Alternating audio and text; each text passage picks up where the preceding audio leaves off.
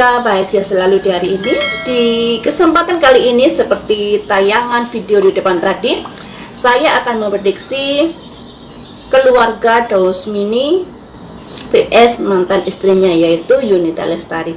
Dimana Daus ini kan sudah menikah lagi dengan istri barunya yang bernama siapa tadi?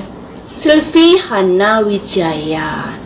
Kemudian Silvi ini ada permasalahan dengan Yunita Lestari. Yunita Lestari ini mantan istri Daus, istri pertama, dan kemudian mereka menikah ini dikaruniai seorang anak. Untuk lebih jelasnya kalian baca-baca sendiri permasalahannya. Takutnya kalau saya bicara nanti salah ngomong ya. Ini langsung saja ya. Saya pojok dulu kartunya.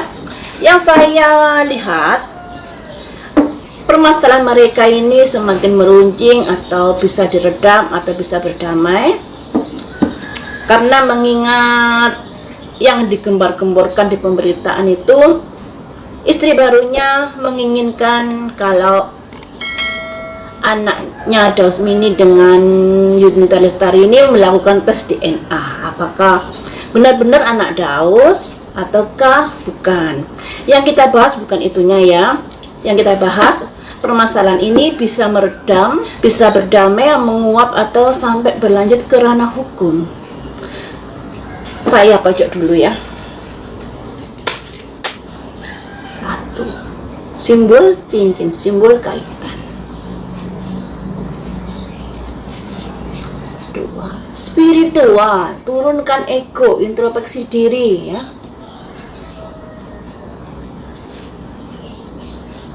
Pihak ketiga,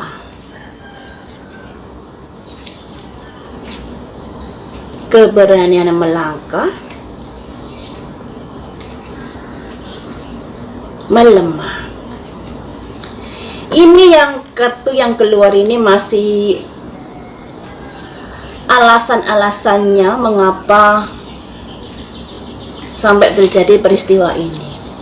Ini ada simbol cincin, semuanya itu ada kaitannya, ada hubungannya. Dan memang kan Yunita Lestari ini mantan istrinya Dausmini dan memiliki seorang anak. Kemudian di sini simbol cincin ini ada hubungannya. Kemudian di sini ada spiritual. Cobalah untuk masing-masing introspeksi diri, merenung ke dalam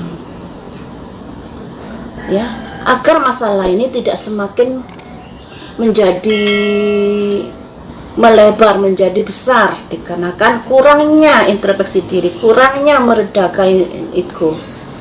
Terlalu kuat egonya ya. Di sini ada pihak-pihak.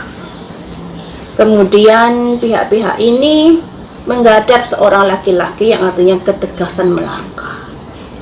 Dan di sini ada simbol perlemahan. Nah, ini ada dua hal ini saling berhadapan, saling berbenturan, saling bermasalah.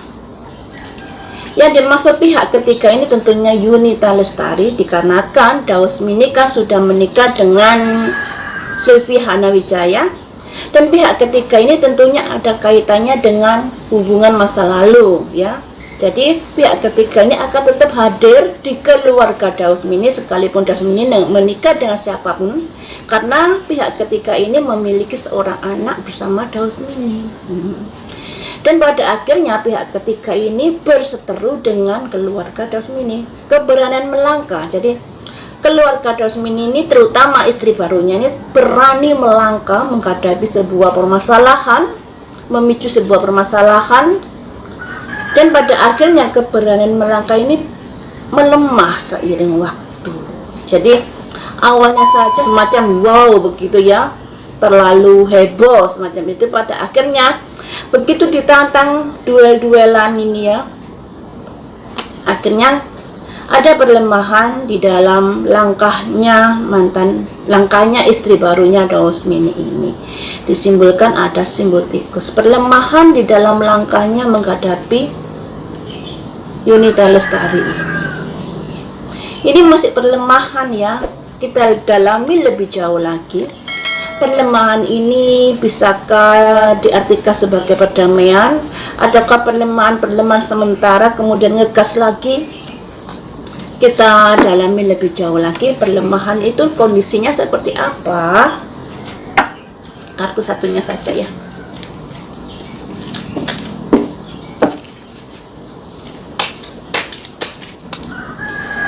Satu,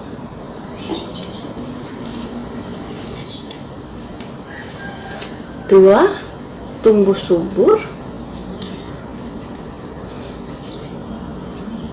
berpikir terbalik, maksudnya introspeksi diri, melihat sudut pandang dari pikiran orang lain. Ini bisa melakukan apa saja. Jadi seperti ini, pelemahan ini tidak melemah begitu saja karena kondisinya bisa sewaktu-waktu mencuat kembali. Namun semoga harapan saya untuk anak ini segera melemah, karena kasihan anaknya kalau sampai di pemberitaan seperti itu ya. Namanya orang tua berseteru, biarlah orang tua, jangan mengait-ngaitkan tentang anak ya. Kalaupun minta dites DNA atau hal yang lainnya, jangan berkuar-kuar di media sosial. Lebih baik bicarakan secara baik-baik ya, secara baik-baik, dan bagaimana jalan keluarnya. Karena yang namanya anak terlahir dari siapapun orang tuanya, dia tidak punya keinginan untuk terlahir di keluarga manapun. Jadi kasihan anaknya kalau sampai dipermasalahkan sedemikian hingga. Lebih baik masalah orang dewasa diselesaikan dengan masalah orang dewasa, tidak sampai mencuat di media sosial. Harapan saya seperti itu. Nanti kalau anaknya baca sudah dewasa, tentunya akan ada kekecewaan dan sakit hati ya. Baiklah, ini saya lanjutkan. Di sini ada simbol kegembiraan, memadu kasih. Kemudian di sini ada simbol wanita yang artinya tumbuh subur, kan menyiram tanaman ini ya. Dan di sini ada simbol cobalah berpikir ke arah dari sisi yang lainnya. Jangan mementingkan egonya ya. Kemudian di sini ada simbol ini yang artinya bisa melakukan apa saja. Jadi perlemahan di kartu yang ini tadi yang disimbolkan di sini, perlemahan melangkah dari pihaknya Daus Mini, bukan berarti perlemahan ini sebuah titik dan berhenti sampai di sini saja. Akan tetapi di sini ada simbol wanita menyiram, yang artinya benih-benih permasalahan ini bisa tumbuh subur di suatu saat nanti, dan pada akhirnya bisa melakukan apa saja di suatu saat nanti, karena sudah ada benih permasalahan, benih kebencian ya. Jadi bisa tumbuh subur dan bisa berkembang lagi di suatu saat nanti jika kurang introspeksi diri, kurang melihat dari sisi sudut pandang yang lainnya. Cobalah berpikir ya, cobalah berpikir dari sisi pihak lawannya, apa yang dia pikirkan. Jangan terlalu mementingkan oh harus begini karena ini karena itu. Jangan begitu. Cobalah untuk menjadikan diri berada di pihak seberang, bagaimana perasaannya, bagaimana kondisinya dan lain sebagainya, bagaimana menghidupi seorang anak, bagaimana mendidik seorang anak dan lain sebagainya ya. Seperti itu ya.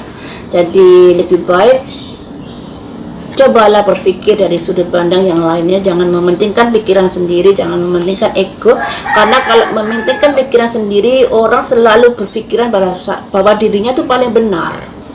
Padahal kalau dilihat dari sudut pandang yang lainnya belum tentu benar ya, toh karena kebenaran itu masih bisa berubah sewaktu-waktu tergantung kondisinya ya. Jadi berpikirlah di sisi yang lainnya.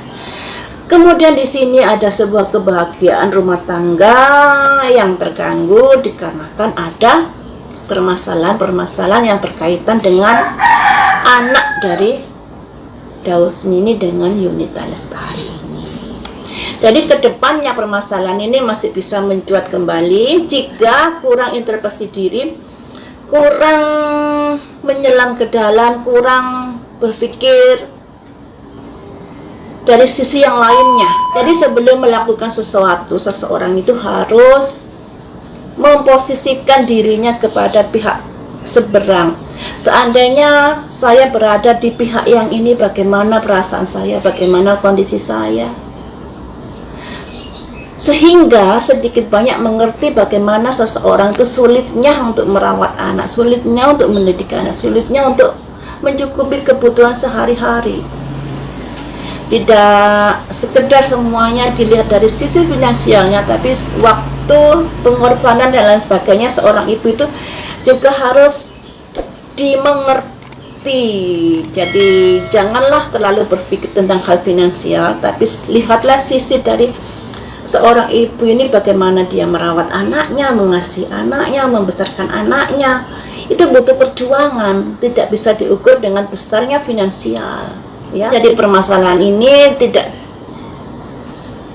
tutup sampai di sini, tidak titik sampai di sini. Permasalahan ini bisa bergulir lebih panas sewaktu-waktu. Namun semoga saja kedua belah pihak ini saling berpikir lebih dalam lagi, introspeksi diri lagi, menjadi kondisi, sehingga kondisinya menjadi bisa lebih baik lagi daripada saat ini. Jangan sampai rame di media sosial, kasihan anaknya nanti ke depannya jadinya agak mengalami trauma di masa lalu ketika melihat pemberitaan-pemberitaan dari media sosial.